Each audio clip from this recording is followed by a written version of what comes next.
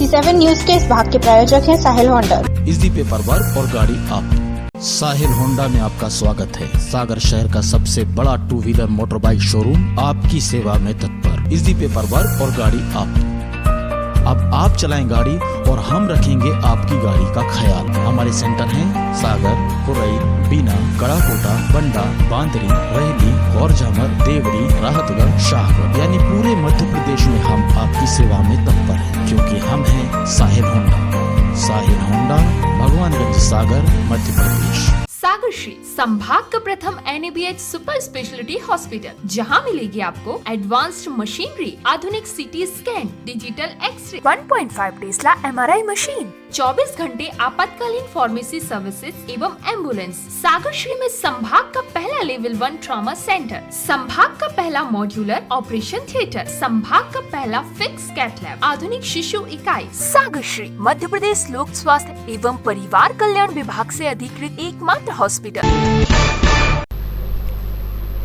एक लंबे इंतजार के बाद बीना के इस अस्थायी अस्पताल का लोकार्पण रूपी स्थायी उपचार 10 मई को हो सकता है। ऐसा समझा जा रहा है कि संभाग आयुक्त के फाइनली निरीक्षण हो जाने के बाद लोकार्पण को हरी झंडी मिल गई है।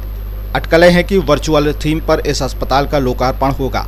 या तो मुख्यमंत्री लोकार्पण करेंगे या फिर प्रधानमंत्री नरेंद्र मोदी के हाथों वर्चुअल तरीके से ही इस अस्पताल का लोकार्पण किया जाएगा।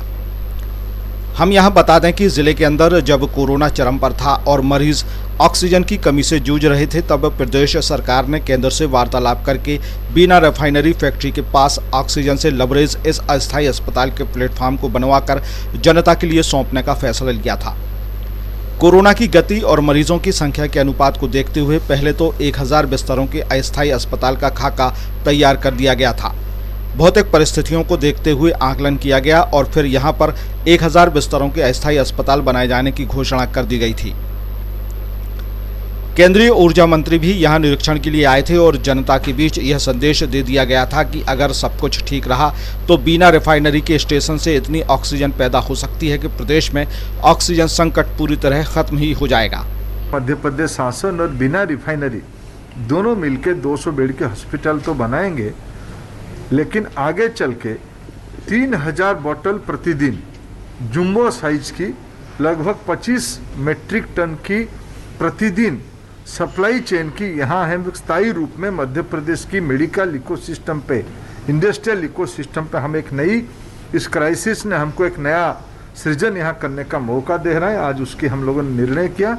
इसमें मध्य प्रदेश की सामान्य लोगों की चिकित्सा सेवा में बहुत सहूलियत होगी। भारत सरकार और मध्य प्रदेश सरकार दोनों मिलकर इस प्रदेश के नागरिकों को निश्चित रूप में जो जिम्मेवारी हमको लोगों ने दिया है उसको हम पूरा करेंगे। मुख्यमंत्री, केंद्रीय ऊर्जा मंत्री, नगरीय प्रशासन मंत्री, जिला कलेक्टर और अब फाइनली संभाग आयुक्त के निरीक्षण के बाद शायद यह तय माना जाए कि आगामी 10 तारीख को ही इस अस्थायी अस्पताल की शुरुआत हो जाएगी।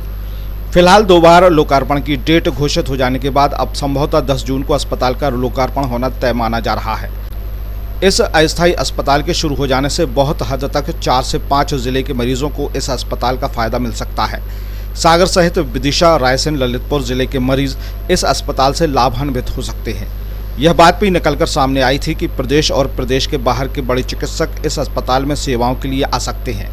यानी स्वास्थ्य सुविधाओं को लेकर निश्चित रूप से इस अस्थायी अस्पताल को विस्तारित रूप दिया जा सकेगा और मरीजों की संख्या को देखते हुए फिर 200 से ज्यादा बेड बढ़ाए जाने को लेकर प्रदेश शासन देर नहीं करेगा।